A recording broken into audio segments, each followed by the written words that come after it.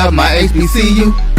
And boy, I love it, I love it, I love my HBCU. And man, I hope my team they won one. I hope my team they won one. Yeah, man. I hope my team they won one. I hope my team they won one. I tune into the HBCU Sports Lab to see if my team won or lost. If they lost, I'm quiet as a mouse. But if they won, keep tab. I'ma do the dab, yeah. Dr. Cavil, he know what he be talking about. Mike and Charles, they know what they be talking about. They compress the analytic data with the hip hop. If you know them like I know them, they gon' tell you if your team, if they won or lost, and who the ball. So listen to Professor, yes sir, and pay attention, cause he gon' teach a lesson. This is Dr. Cavil with Inside the HBCU Sports Lab with Mike Washington and Charles Bishop. I'm trying to get like Mike Washington. I'm out on assignment. I'm here in Baltimore. But we do have Charles Bishop along with A.D. Drew. So we're going to give you a wonderful show. So welcome to episode 711 of Inside the HBCU Sports Lab radio show. And that's not the 7-Eleven convenience store that many of you may know. But this is 7-Eleven in terms of our show podcast. The show that's covering the sporting HBCU dash for all things HBCU sports. For institutions large and small, from the NEIA to the NCAA, we share insights and information on the HBCU sports culture, HBCU athletic aesthetics to facilitate the story of HBCU athletic programs and the business of HBCU sports. I'm your host, Dr. Kenyatta Cavil, along with my co-host, Charles Bishop, along with Mike Washington. We're going to push him to the second today, maybe third, because we're going to let A.D. Drew jump in here as well. We're filming from our home studios and Signal Live. The KCUH 1230 AM studios with the Texas Radio Hall of Famer, multi-Hall of Famer Ralph Cooper. And I am on the road in the beautiful city of Baltimore, home of Morgan State, Coppin State, just down the street a little bit in the county area. Bowie State Bulldogs as well. With that being said, let me bring on our co-host today, which is Charles Bishop and A.D. Drew. As we're doing that, let me say today's episode of Inside the HBCU Sports Lab is sponsored by THG Agency. THG Agency is a company that provides sporting, educational consulting, and the data analytics. As we start to get in here with some of the business, if you would, of HBCU sports, trying to get going with some of these connections, you have to work with us a little bit in terms of how we try to get it done since we're working on those processes. But as we're doing that, I did want to start out with a little bit of the news of the day from my perspective in terms of what's going on here. We'll let Charles get in here and do some of these weekly honors. We'll look AD and see where he wants to go with it. But we do have some matchups, particularly from a SWAC perspective, that we have going on, which is Edward Waters at Bethune-Cookman, Lane at Alabama A&M, and you have East Texas A&M at Grambling State. You have Northwestern State at Prairie A&M, and next week we have a week off as we get into the battle of some of those rivalries coming down. But with that being said, Charles, we know what your thoughts of the day are. Yeah, let's take a look at some of these SWAC football weekly honors for this past week of last week's action. As the SWAC has tabbed Alabama A&M's Cornelius Brown and Victor Barbosa, Alabama State's Andrew Body, Florida A&M's Jamil Sanders, Jackson State's Jarrett Lockhart, and Arkansas Pine Bluff's Jalen Jennings for SWAC football weekly honors. Let's take a look at the offensive players of the week, because Cornelius Brown earned back-to-back weekly conference honors as he went 21 of 33 for 329 yards and 2 touchdowns, and Alabama A&M's 23-21 come from behind victory over Tennessee State to win the inaugural Legacy Series on last Saturday. He had touchdown passes of 5 and 30 yards. The other co-offensive player of the week, Andrew Body, put on a near perfect showing of Alabama State against Miles, completed 14 of 16 passes for 251 yards and 4 touchdowns last week, Dr. Cavil, while connecting with 3 different receivers. Defensive player of the week was Jamil Sanders from FAMU. He filled the stat sheet: 6 tackles, 4 solo, and 2 assists, 1 sack, 2 tackles for a loss,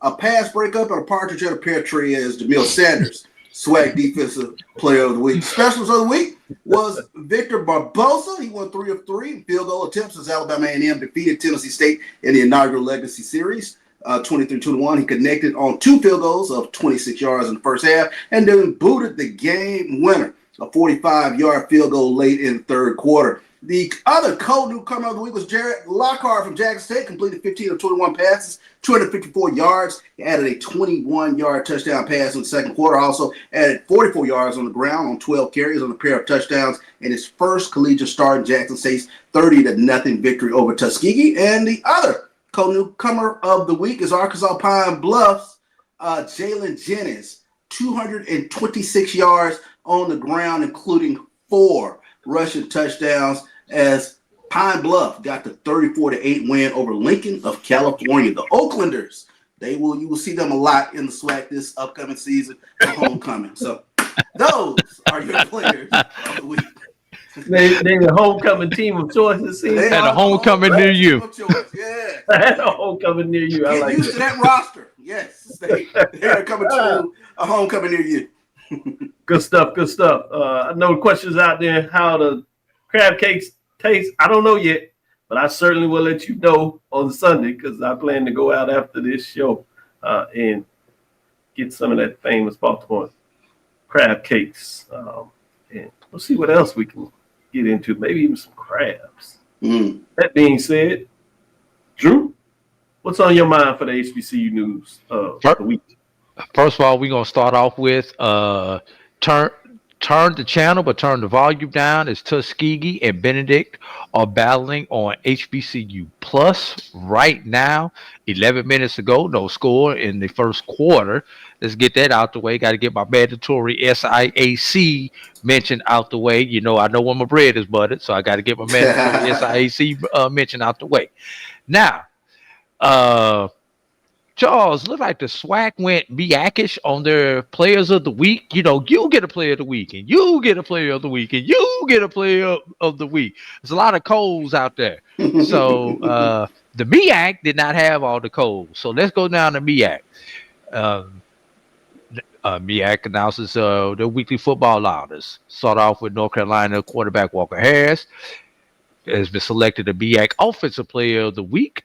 Teammate Thomas Johnson earned the Defensive Player of the Week, while Mason Pickett Hicks of South Carolina State was the Rookie of the Week. South Carolina State teammates Roger Smith was named the Offensive Lineman of the Week, and Nico Camvanilius Alti was recognized as a specialist of the week. So we just got 2 schools we got to talk about here.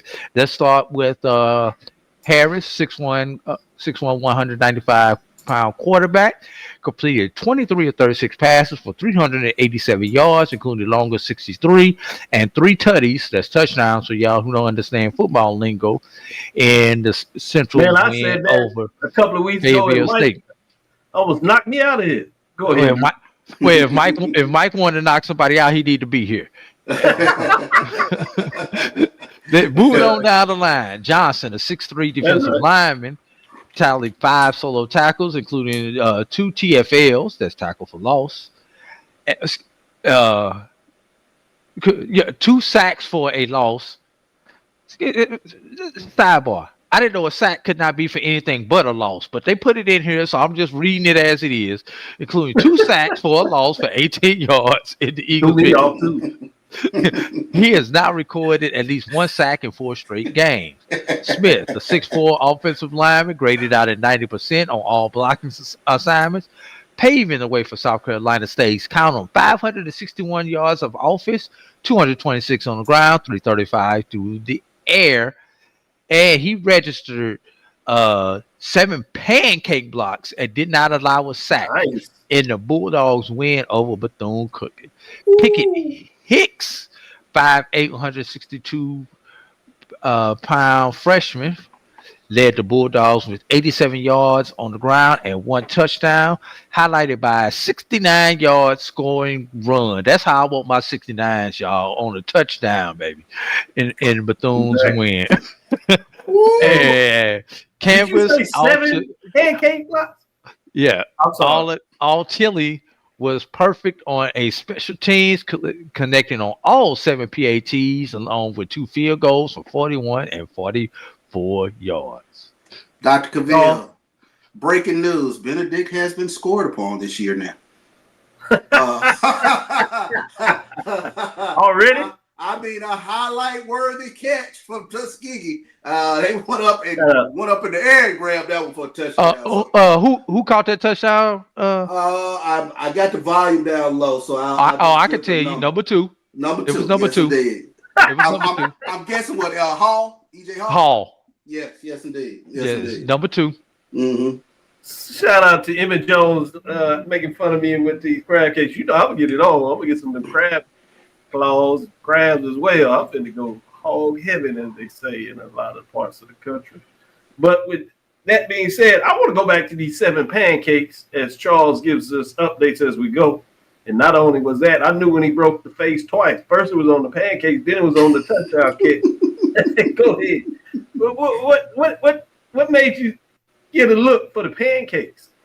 I mean, it's one of those stats that I love seeing, and you done had a hell of a day if you don't pancake somebody sometime. I mean, that's a long day at the office. Like, come on, coach. Can we start? Mike would be going into town. He loves that kind of stuff. Yes, indeed. Talk about that. Let me get into some of these attendances, and some of them we'll talk about in terms of with the Power 5, if you would, Power 4. Now, as I like to break it down, the Super 2 and the Power 2. Alcorn State at Mississippi State, 49,158. Norfolk State at Rutgers, 41,000. Southern versus Fresno State, 37,210. Morgan State at Toledo, 22,846. Prairie View at Rice, 22,260. Jackson State versus Tuskegee, that's Tuskegee at Jackson State, 18,642. Alabama State versus Miles, 18,101. Howard versus Morehouse, a little bit shocking here for me when I first saw it, 16,048. North Carolina A&T and Hampton, 15,806. That was Hampton traveling to North Carolina A&T. Healthy. And then Albany State traveling FAMU is 14,370. Let me go to you. As we were pushing Jackson State from that first weekend, this is closer to what I could imagine in terms of a team that is championship level coming back off of that. And it's fascinating. The one Hampton that's FCS level that people may have had some questions with didn't quite get it, but Tuskegee, mid-majors we like to call them, obviously rich program, a lot of history, shorter drives, so a lot more of their fans probably showed up as well. But what are your thoughts in terms of the crowd part? Yeah, well, I think Jackson State getting a little bit closer to what they like seeing in terms of, like you mentioned, mid-major team, Tuskegee coming in, but a good, healthy crowd there for the W.C. Gordon Classic.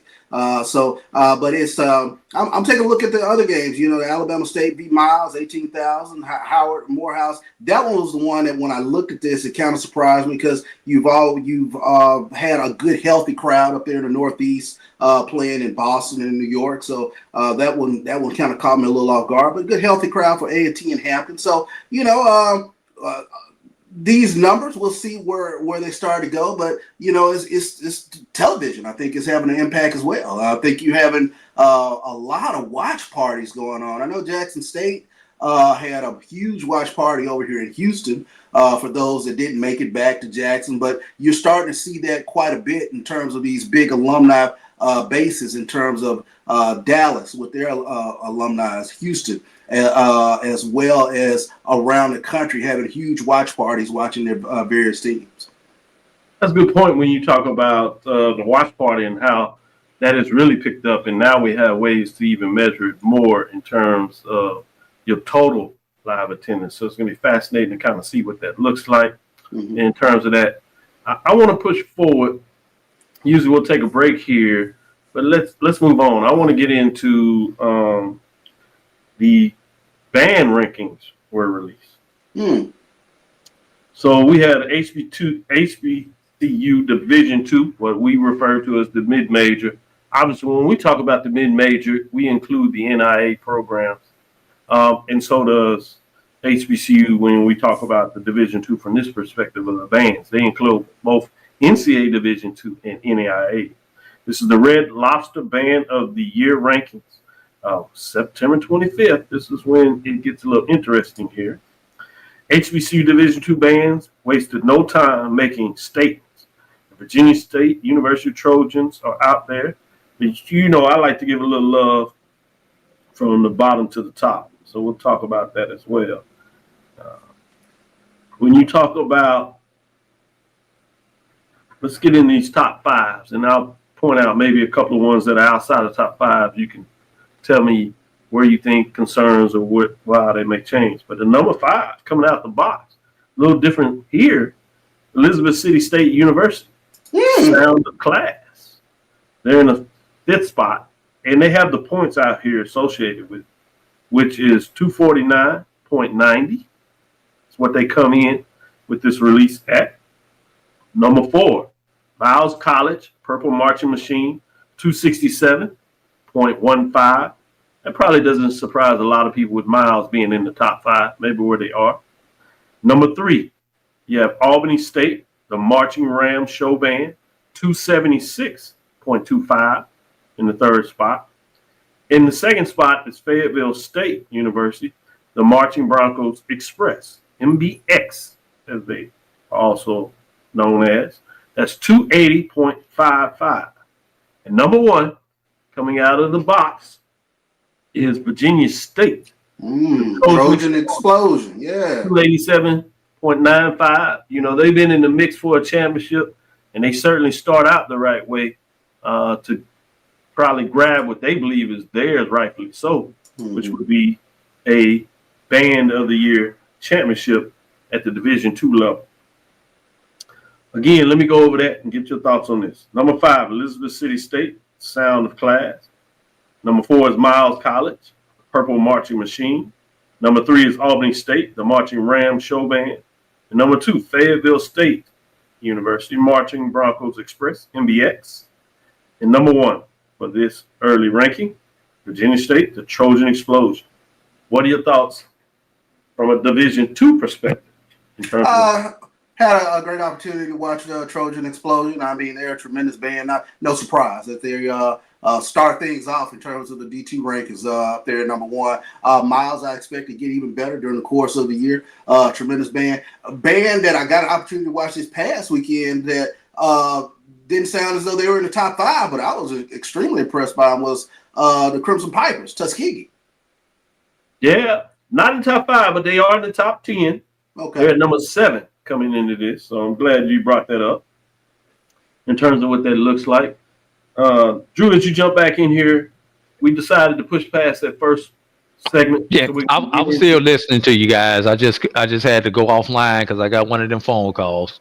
One of them house calls, like a Morehouse call. Hey, it's real talk. I knew it was business when you had to jump off. And matter of fact, I got to jump again. Keep going, Doc. All right. 5 is Elizabeth City State, Sound of Class. Miles, Purple Marching Machine in the 4th spot. Number 3 is Albany State. Number 2 is Marching Broncos and Virginia State, Trojan Explosion. As he said, when he gets back, we'll let him talk about that. But let's go now, Charles, to yourself. Let's go with the Division I, which we call the major division. See where your thoughts are. This is always intriguing. As of late, the SWAC has not been able to shake it, if you would. So there are a lot of folks in the SWAC country that are amazed. They just don't understand it. It used to be football with the East Coast bias for the years. I don't know what you call the band framework because they probably got a word. I don't even know if we can share those words on television in terms of what we hear. But let me give you the top 5. I knew the rankings came out today because my phone just blew up out of nowhere. And I was like, what? Pick it up and still blow it up. Huh? Yeah, okay. Well, I will say this. There's no Texas program in the top 5. There is no Mississippi program in the top 5. There is a Louisiana program in the top 5. Oh yeah. There's a Florida program in the top 5. Maybe a couple of them. No Alabama program in the top 5. So, number 5, Norfolk State, Spartan Legions, 284. Now, a lot of folks have heard about Norfolk State, the Spartan Legions. Hey. They become a darling, and certainly, inarguably, anybody's framework will have a top 10. I think that's without a question. Many people do push them in the top 5. I'm just talking about overall, not according to this ranking, but they're number 5 coming into the spot. Number 4, last year's champion, staying in the mix, Florida A&M, the marching 100, 286.55. So, and this is a little closer than what we've seen in the mid-major or Division II framing. 4 and 5 are just separated by 2 points, less than 2 points, I should say. Then you have at the 3rd spot, stays in Florida, Bethune-Cookman Wildcats, marching Wildcats, 293. So you get a little jump here in terms of separation from that 4th spot in the 5 spot. Then you get some major separation, in my opinion. Southern in the 2nd spot, Human Jukebox come in at 299.7. And North Carolina A&T, the blue and gold marching machine, 305.7. They have the formula. Whatever the formula is, they understand it, and they play and target towards the formula. Exactly. And obviously, they do it well. Yes. Now, this may not be other people's formula. Right. Right? Right. But they do that. And shout out to Eric Sanders with the updates. Appreciate you sharing that. Keep that going. And so as we got Drew back in here, let me give you this top 5 and get your thoughts on this. I'm going to start with you, Charles, and then I'm going to go to Drew to get his thoughts. Number 5, Norfolk State, the Spartan Legions. Number 4, Florida A&M, the marching 100. Number 3, Bethune-Cookman, marching Wildcats. Number 2, Southern, Human Jukebox. Number 1, North Carolina A&T. That is the blue and gold marching machine. Charles, let me get in some trouble early for the show. Or maybe you might get a lot of love. Let's see what direction you go in terms of your thoughts on this top 5. I'm not going to be a homer. I'll just say there's a people's champ right now, according to a lot of band heads who I trust that is not in the top 5. But I think you make a great point, Dr. Cavil. The formula, musicality, drill and design, percussion, auxiliaries, the drum majors, North Carolina A&T has the formula down pat for this band rankings. And they are a worthy band. They're a heck of a band. The jukebox, the juke looks like they're back. You'll get some pushback. Like they figured it out a little bit too. Yeah, they're trying to figure it out. Bethune-Cookman, tremendous band. FAMU, another tremendous band. And I had an opportunity to watch the Spartan Legion this past weekend. That was a phenomenal show. So Norfolk State, tremendous band with the Spartan Legion. But yeah, my phone blew up for a reason because it's, the band head community is a little different, and they have some issue with this top 5. So I put it that way. Drew, what are your thoughts on the top 5? Is there a Russian judge on this panel?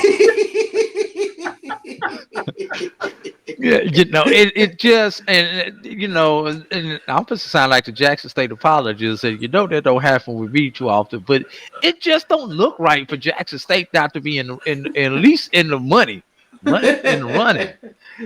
But when you look at the other bands that's up there, I mean, you can't knock the other bands. It just looks weird not to see Jackson State up there. And probably the surprise to a lot of people is that is the marching Wildcats. But I'm here to tell you, as somebody who has seen the marching Wildcats, they are probably one of the unsung bands that are out there. So absolutely. A lot of people would say Jackson State should be where Bethune-Cookman is, but I understand why Bethune-Cookman is in the mix. Well, he comments wild. Well, I see you, Dr. I agree with Bethune-Cookman. And one of the reasons people don't know about Bethune-Cookman, outside of the fact that obviously it wasn't until recent that they joined the SWAC, and there wasn't a lot of games they played against SWAC opponents over the years. But they don't travel now that they're in the SWAC. And my understanding, they didn't travel much in the MEAC. So I think it's hard to extend your fan base when you don't travel. A lot of people respect Jackson State. And part of that is a lot of people have saw them because they had traveled quite a bit, in terms of their matchup. And obviously it's around the SWAC. But to their credit, not everybody in the SWAC even travels, particularly when you're talking about those bands on the outer limits of the conference. The ones in the center are the ones that a lot of people recognize as great bands, including Alcorn for that matter. They tend to travel to 3 or 4 schools within the conference, if not more. And Jackson State and Southern, they travel all the time. So there is a fans champ, as you talked about, in the connection. But let me give you this. I think for context, I think it's important for those, and people may not really want to hear this, but at least in terms of this ranking, to put this out there, the key components, categories to watch as you're looking at this is the musicality is a category. Drill and design. I think it's probably hard. You have to be a real aficionado band really to get into the musicality, because good sound for most folks just sounds good. Right. You have affinity to your band, but I think there's some certain things, if you're within that culture, deeply embedded, or even more so trained at it, because these are folks that have studied, have at least a degree. Many of them have multiple degrees in this area and trained at various institutions.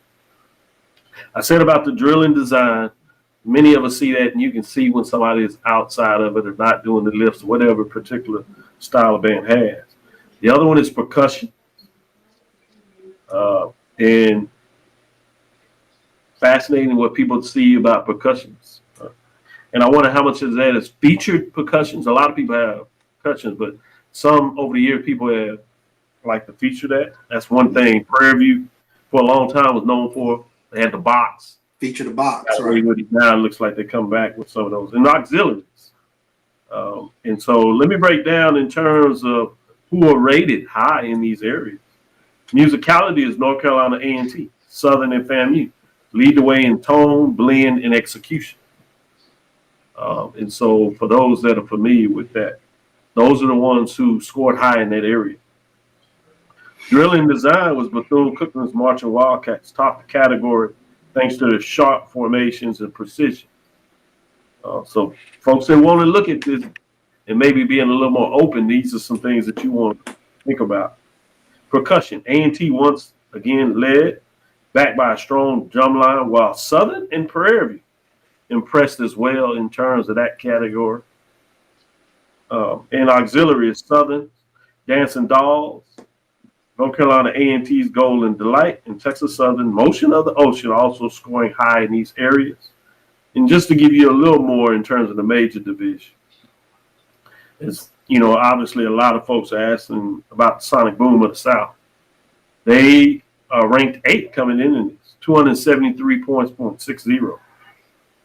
Just outside of the top 5, Texas Southern, Ocean and Soul. A lot of folks have ranked Texas Southern, Norfolk State. They have shot up the charts in terms of people really excited what they bring to the table. When you do get the band matches, it's intriguing there. Who said they tied time this word? Interesting.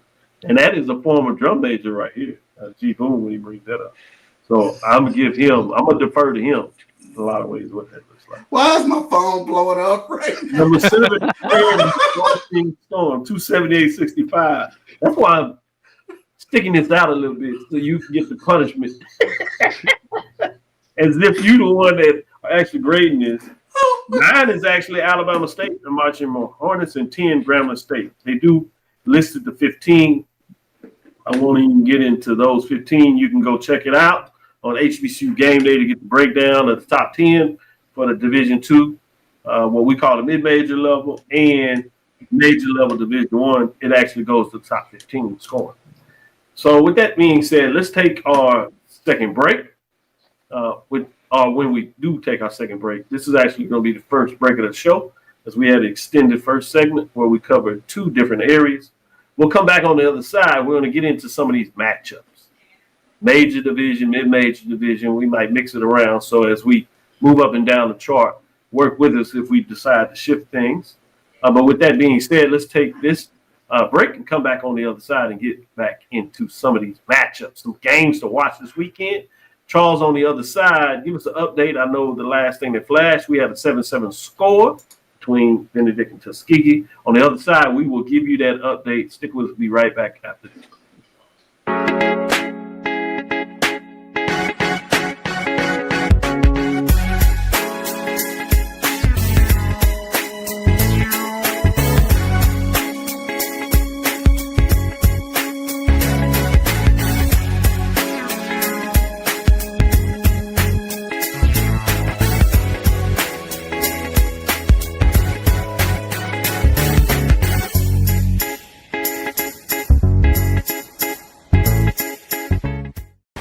Football fans, the Cricket Celebration Bowl is celebrating 10 years of crowning an HBCU national champion. A champion will rise at Mercedes-Benz Stadium on December 13th as the MEAC and SWAC champions clash in Atlanta. Join us for championship football, interactive fan experiences, and iconic marching bands. It's an HBCU family reunion that you don't want to miss. See who will be crowned the next HBCU national champion. For event and ticket information, visit thecelebrationbowl.com.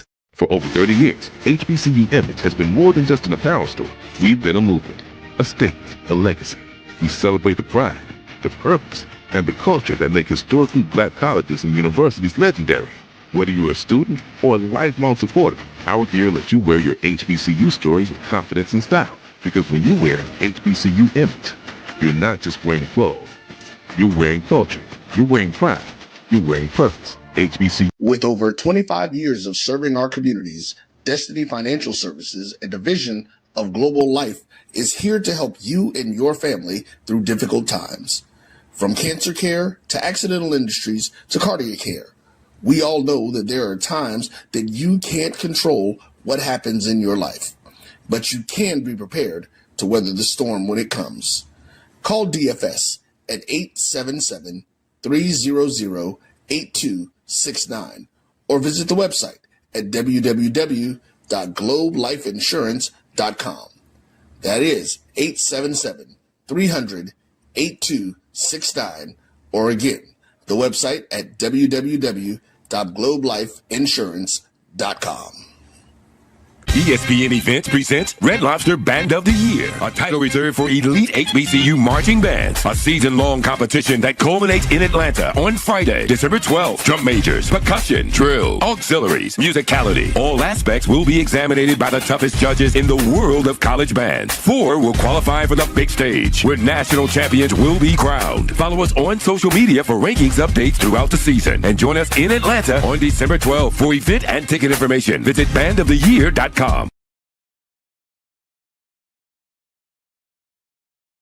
Compress the analytic data with your hip hop. If you know them like I know them, they gon' tell you if your team, if they wanna lose, and who the ball. So listen to Professor, yes sir, and pay attention, cause he gon' teach a lesson. This is Dr. Cavil with Inside the HBCU Sports Lab with Charles Bishop and AD Drew. We're going to jump into some of these matchups. Let's pull out matchups, if you would, in terms of the games of the week. And we're going to go with the rivalry games. These are fascinating to me because, one, MEAC doesn't necessarily have the in-state or border-type old rivalries like you see in the SWAC.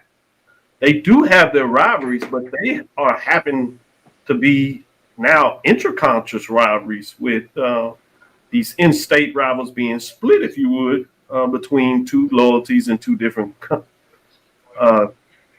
conferences. And then we'll look at a second rivalry about a HU, and obviously they're not in-state rivalries, but they are rivalries the same for various different reasons, but now they're intra-conference rivalries. So we have the MEAC facing the CIAA. MEAC has gotten a couple of wins there, but not a lot. But this is a chance where they can really double down, not only beat up on your rivalry, but get that matchup, if you would, from that perspective. So the first one we're looking at here is a top 7 match in terms of North Carolina Central. They take that number 4 ranking on the road. They're 2-0 at North Carolina A&T State Aggies that are 1-2, 1-0. They got their big win, their first Division I win, and double down with that. And it was also a conference win in terms of the CAA. With that being said, Central has taken the 2 Aggies of late, particularly last year at home where they really beat up on the Aggies and really kind of created that winding down, if you would, with the Aggies, were ultimately in many ways beyond that game. But I'm sure it was a culmination of that where they let go of their coach and bringing in a new coach in terms of this matchup. These 2 head coaches happen to be friends, coaching colleagues, coach each other, have major respect for each other, but certainly will be representing their institution in this matchup. With that being said, AD Drew, give me a little thoughts in terms of where we are with this rivalry game between the Eagles and the Aggies. Obviously, the Eagles are going to come in as the heavy favorites in this particular matchup, but you have a A&T team who's coming in, excuse me, with a little bit of confidence, having picked up their first win against an FCS opponent in almost 2 years. I won't say over 2 years, not quite 2 years. So confidence at home gotta bode well for the Aggies in this situation. Now, I'm going to tell you one thing: do not be on the lookout for in this particular ball game, everybody. Is defense. This will probably be an E-fence game, no D. E-fence. Because both of these teams give up a lot of yards, a lot of chunk plays.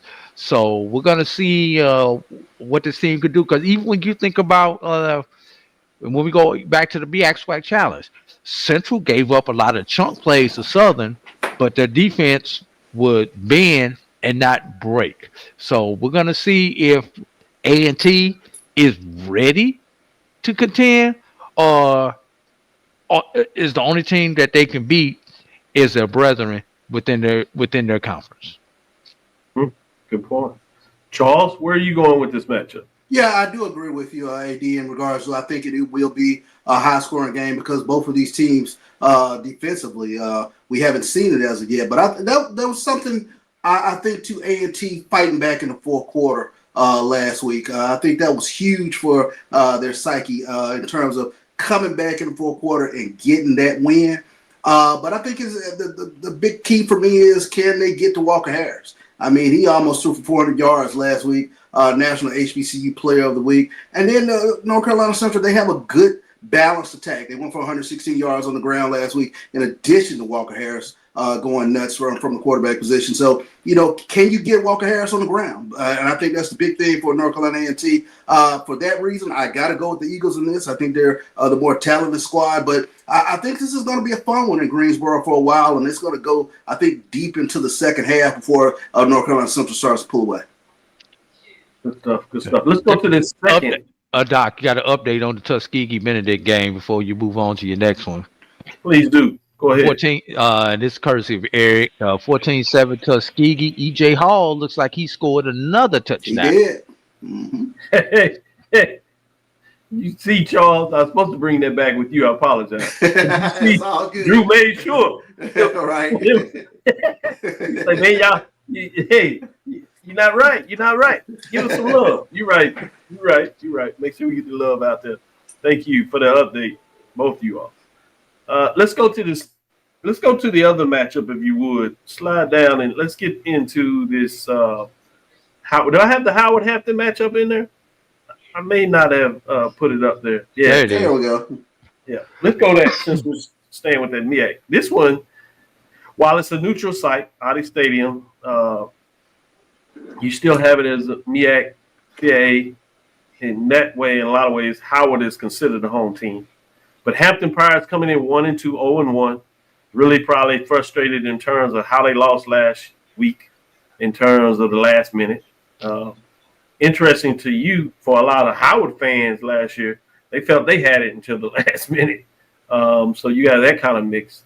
If you look at teams outside of the poll, top 7, you have Howard essentially receiving votes, basically in the 9th spot, if you would. They're 2-1. So, Charles, sticking with you, what are your thoughts in terms of this Howard Hampton? Can Howard finally get over the hump? Can they find a way to get it done? I think in a lot of ways, the Pirates seem bruised. So this is when you think you can do it, but just when you think a team like Bison can get it done, Pirates say not so fast. Where are you with this matchup? Yeah, if not now, when for Howard? I mean, they've dropped 8 not this century. You know, but I think the key to this one is quarterback play. Tariq Starks. I mean, I think he got it up and going against Morehouse last week, 241 yards through the air. So I'm looking for Howard to try to get things up and going offensively. But I think out of these two teams, they have the better defense. And I think that's going to be kind of the big thing. Can they slow down Isaiah Freeman, dual threat quarterback from Hampton, and a big kid? You got to be able to bring him down. He was able to escape a few sacks against Jackson State. But I'm going to go with Howard in this one. I think Hampton's a little bit bloodied and bruised, and I think Howard will take advantage of it. Drew, what are your thoughts? I like that point you made there. First of all, got a call for pounding on Morehouse without a minute left. You know I co-sign on that one, Steve. You know I'm going to co-sign on that. I can see why. Go ahead. And Steve added the asterisk to it, especially when Larry Scott complained when Rutgers doing the same thing to him. You know, what goes around comes around. So we're gonna talk about that. But let's talk about this game, Dr. Cavil. You've got a Howard team who defeated a underwhelming Florida A&M team and a Morehouse. Hell, I can't put an adjective on it because I got to protect my once a month. They defeated Morehouse. Against a Hampton Pirates team that has not performed up to expectations. So, what does that tell me? Charles, well, we may have 100 points combined in the previous game that we talked about. If we get to 40 points combined in this game, we're gonna be looking for a good game. Howard, it's gonna be about that run game. Can Howard establish their run game? Hampton, can Hampton get any type of quarterback play? They call this a neutral site, Dr. Cavil. Yes. How do you call this a neutral site when you still don't have to leave your own city though? You might not be playing in your stadium, but you haven't had to leave your own city for this game for the 4th consecutive year. So you hope that the Howard faithful show up to this game in Audi Field. I'm gonna lean towards the Bison, but it's Howard Hampton, and Hampton always finds a way to pull this crap out, man. And so it is what it is, but I'm leaning Howard. Good stuff. Good stuff. Let's go back to that SIAC SWAC game. Well, I'll take that back. Let's go to the non-conference. I want to go to this one. You're right there. San Francisco Red Flash, 0-3 coming this game. Delaware State Hornets, 2-1. Do the Hornets find a way to keep the magic going, get a solid FCS win? Obviously, we talked about St. Francis moving to Division III, so you can see that in terms of the record. But these are the type of games that you need to win. You need to win solidly. Do you think Delaware State is going to find a way to keep that going, 80 Drew? Yeah. I mean, for everything that Delaware State has done thus far this year, if you lose to a team that's transitioning down to Division III, all the credit we've given them thus far this year goes right out the window. I see Delaware winning by 3 touchdowns in this game minimum. Good stuff. Charles, what are your thoughts on that? Yeah, this the old game where you remember Big Cat Ernie Ladd. He used to throw you up against the ropes and put that big boot up in there. You run into that. That's what St. Francis has to see going into this Delaware State game. You got to see that ground and pound running game that they have. Marquise Gillis and James Jones both have proven themselves to be stalwarts in the MEAC with what they've done over the first couple of games. And, you know, Delaware State, they got to avenge this 28-17 loss from last year. Like you said, AD, they're transitioning down. You got to punch them in the mouth this weekend. I expect Delaware State to keep things going. Since we did one for the MEAC, let's do one for the SWAC, and then we'll take a next break and have a couple of games in the next segment to close things out. Let's go to that game with Grambling. Southland SWAC. It is East Texas A&M Lions 0-2. Grambling, top 10 team essentially, receiving votes outside of that 7. They're the first team out of that. They sit at 1-1 in terms of that matchup. 2-1. Grambling beat East 2-1. Thank you. That's why they're top 8. East Texas A&M. Grambling beat East Texas A&M last year on the road. It was a thriller in terms of they were losing early, came back, got the running game, got it going. People trying to figure out where Grambling is. Obviously, they did what they were supposed to do to Langston. They did what a lot of people thought was going to happen to them against the number 1 team, Ohio State, that won a championship last year. Yeah, Ohio State has a different quarterback, but they defeated Texas. Now, people question how big that win is maybe now in terms of how Texas playing. That's a different question. We're focusing on here in terms of SWAC. Can Grambling get it right? Can they get this done? Charles. They better get it done, or you're gonna get those dear Mickey Joseph letters. So I think this. There he go with the ledge. I was gonna ask you in the band segment. I ain't get you there. I tried to let you off the ledge, but you already put people on the bed. I was gonna say, do we get band directors on the ledge? Do we get? I know we got band fans on the ledge. But you know what? We got Boombox next week. It might be some ledge people next week, so we're going to sit back and see. But huge game for Grambling. Which A&T set do we get? Because I think the key to him being an effective quarterback, and I mean, it's kind of cliche to say it, but protecting the football. I think that's going to be huge for Grambling in this football game. But I will go with the G-Men at home, 23-20. Good stuff. AD Drew, go ahead. Grambling could win this game this week, and I still would not be able to tell you anything about them because right now, coming into this game, I really have no data points to look at Grambling and compare them. You beat an NAIA, you lost to the then number 1 team in the nation, and then you beat a Division II. Somebody tell me where I've got some data points up in here at. I don't know. And the Division II, the only data point I really have is OT.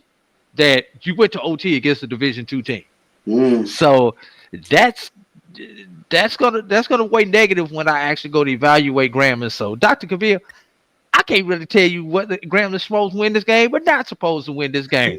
Grambling may be fool's gold, or they may be the SWAC West champions in waiting. We don't know. And we still won't know after this game, Dr. Cavil. Yeah. It's good stuff. It means you won't get your first real data point till they play in the State Fair Classic. Doc, you can't really get a data point until you get to that second, third game. Right now, Grambling has done an extended preseason as far as I'm concerned. There you go. Great points made by both of you all in that segment. Let's take our last break, and then we'll come back on the other side and talk about a couple of more matchups. We'll give some love to the mid-majors. And then we'll have some final games of the major division that we want you to discuss. We'll be right back after this last break. You're looking for the latest information on Southern University sports, the Southwestern Athletic Conference, and HBCU athletics. There's only one place to go. Tune in to the Carlos Brown Show, exclusively on the Black College Sports Network. Planning an event? From weddings to corporate functions, CMJ Events LLC brings over 15 years of experience to make your vision a reality.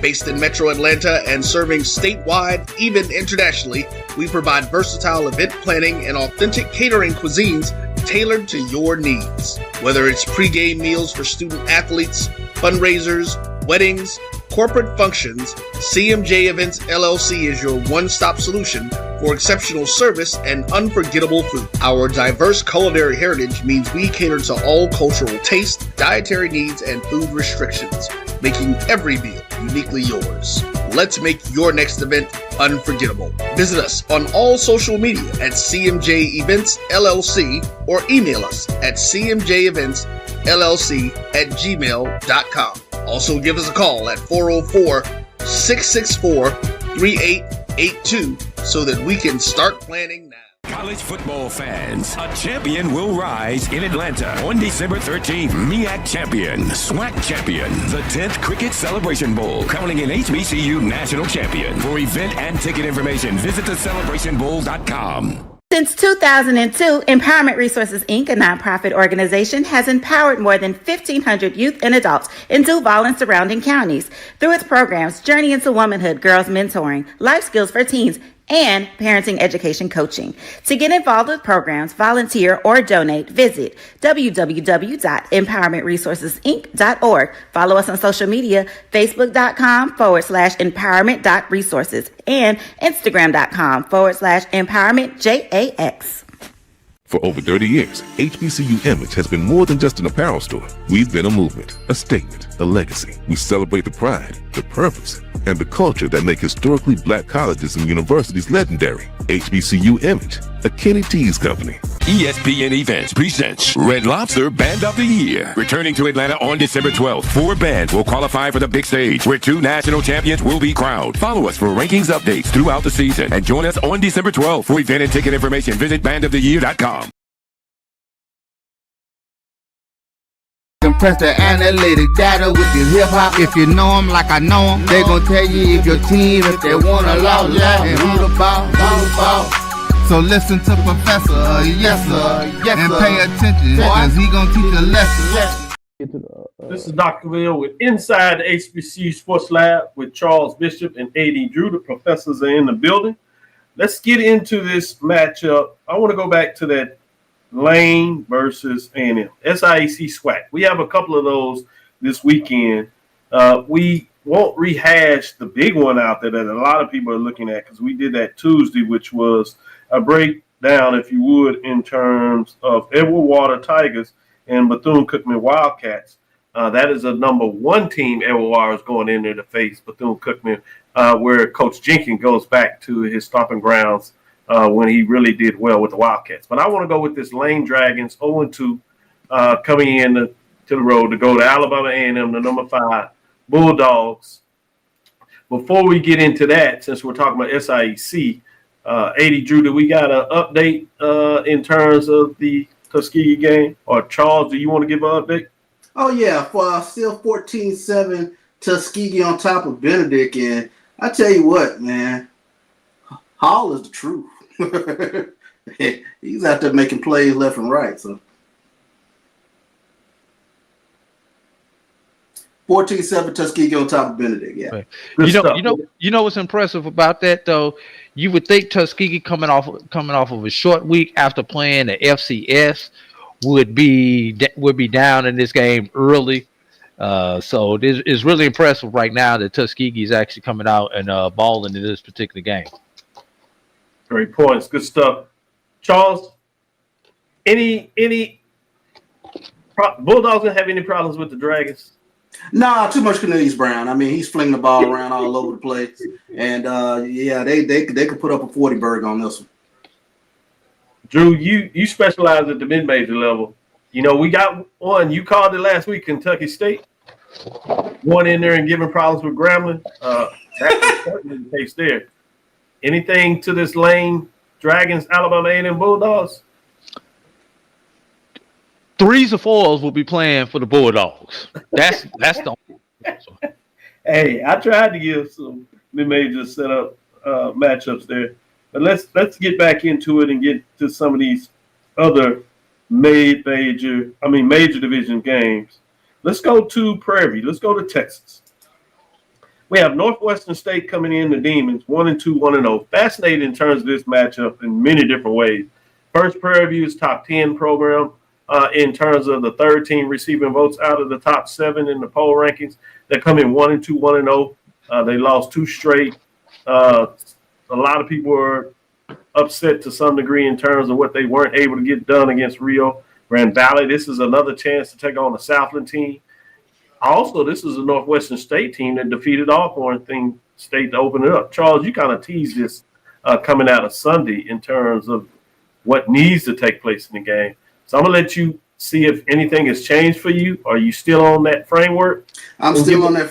Still in that framework. Prairie, you got to hold up for the SWAC West and get that lick back.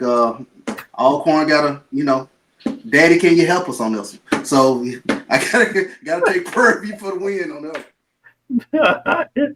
Drew, talking about Daddy, can you help us? What are your thoughts in terms of Northwestern State, the Demons versus the Panthers? Look, Prairie, you need to get the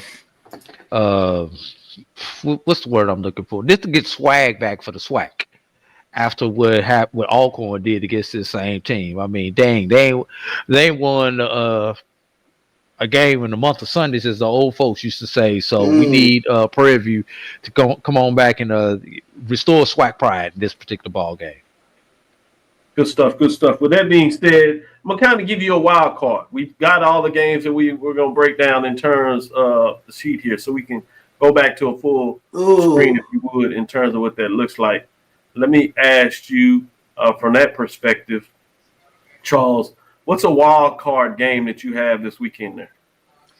For me, it's definitely Edward Waters and Bethune. I'm a little lightweight nervous about this one for Bethune. You would expect Lightning not to strike in the same place twice in terms of they lost that contest last year to Clark. But the way Edward Waters is playing, and it's impressive in that Brian Jenkins came to lead this team late in the process, but he and Eric Dooley and Noah Biden, they got this team playing some pretty good football. They're undefeated on the season, and they take a lot of confidence over there to Daytona. So, I'm a little nervous for Bethune, but I just feel like I don't know whether it's right or wrong. They were able to put up 28 points in the fourth quarter last week, and I think offensively they got something going with change of the quarterback. So I think I got to go with Bethune-Cookman in this. Good stuff. Good stuff. Drew, what is your wild card for this week? What direction you want to go? I want to go to my schedule that won't pull up. That's where I want to go, but it's not pulling up. So I can look at some of these. I know you got a couple of conference games. One in the CIAA is interesting, maybe in terms of the Virginia Union matchup with Johnson C. Smith. That's measuring stick based on what we ranked them. That's 2 versus 3. Obviously, you have another top 10 matchup in terms of Winston-Salem State. Yep. Virginia State. We go mid-major from the CIAA perspective, and then we want to see any SIAC games beside the one that many people are going to be able to finish and check out tonight. Drew, I've got 2 games that I want to look at. Okay. Out of the SIAC, one being the Fort Valley State Delta State game, non-conference matchup between the Gulf South and the SIAC. We saw what Fort Valley did last Thursday, and Fort Valley coming off the mini bye. You play Thursday, you get the weekend off, so that's an extended bye, and a Gulf South conference that only has 4 teams. So measuring stick opportunity for the SIAC to say we deserve an extra position when it comes to the Division II playoffs. So Fort Valley needs to pick up the win for the conference. The other one that kind of intrigues me is Clark Atlanta and Allen. Clark Atlanta, who has not been the dominant team that we saw last year, has, sorry Teddy, been a little underwhelming this year due to the expectations that a Teddy Keaton coach team has put up in the past. Not saying that they're a bad team, but compared to other Teddy Keaton teams, this team has not done the things on the offensive side of the ball that previous Teddy Keaton teams have done. And the Allen team, despite its record, who has been overachieving and competing, and a team who will be at home. So, if there's a recipe for an upset in the SIAC, that would be the one that I would keep an eye on. Good stuff. Charles, I want you to give me some thoughts. You kind of shook your heads at those matchups in the CIAA. Let me know your thoughts in terms of Virginia Union, Johnson C. Smith, Virginia State, Winston-Salem State. Both of those are solid conference matchups. Obviously, a little different than usually when you have to boil it down with it not counting for the Virginia schools essentially in the race. But it's extremely important then for Johnson C. Smith and Winston-Salem State from the other perspective. Where are you with those two matchups?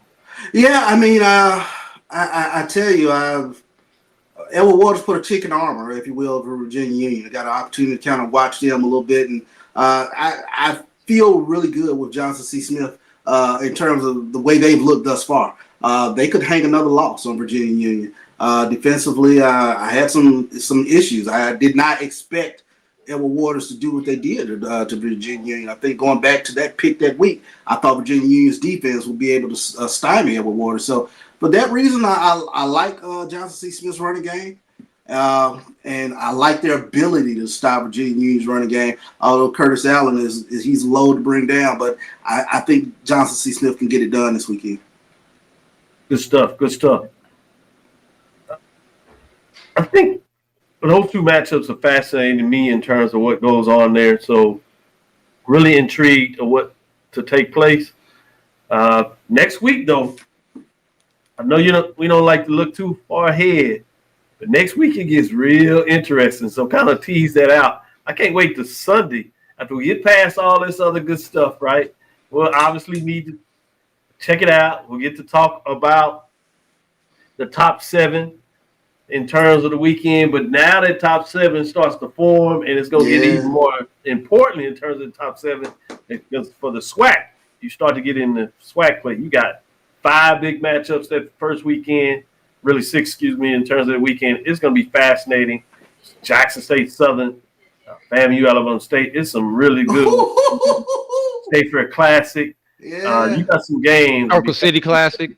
Circle City Classic, thank you, in terms of what that looks like. So it's going to be big that weekend. So I'll just kind of tease that out. So y'all be ready for Sunday. Ledge activity next Sunday. Yeah. Somebody need to go get the buoy so they can throw it into the water. Exactly. Good stuff. Well, that'll do it for us today. Thank you for listening to Inside the HBCU Sports Lab. Make sure you share our podcast with your friends and colleagues. I am Dr. Kenyatta Cavil, the Dean of HBCU Sports, coming from inside the lab in the College of HBCU Sports with Mike Washington, Charles Bishop, A.D. Drew. Again, thank you for listening to Dr. Mills Inside the HBCU Sports Lab with Mike Washington, Charles Bishop, every Tuesday and Thursday, 6 o'clock Central Standard Time. We'll be back Sunday at 9 a.m. giving you a breakdown. Follow me, Dr. Kenyatta Cavil, on Threads, Facebook, and Instagram. This DrKenyattaCavil, Inside the HBCU Sports Lab 1 on Facebook, Inside the HBCU Sports Lab on YouTube. Charles, any final updates you want to give the folks on the Tuskegee game? Yeah, 9:14 left here in the second quarter. Tuskegee up 17-7 with Benedict driving. They're now in Tuskegee territory. Fascinating. One to keep your eyes on. Make sure you put it up there. So far, so good. Dream big. Continue to move forward. We will talk with you soon. I'm finna go try it out and make sure. Well, not try out. I had them all the time. It's time for me to go get some Baltimore cuisine. There it is. It's time to get it in. With that being said, Charles? Of course. Drew? Lecture. Crab cakes. Dismiss.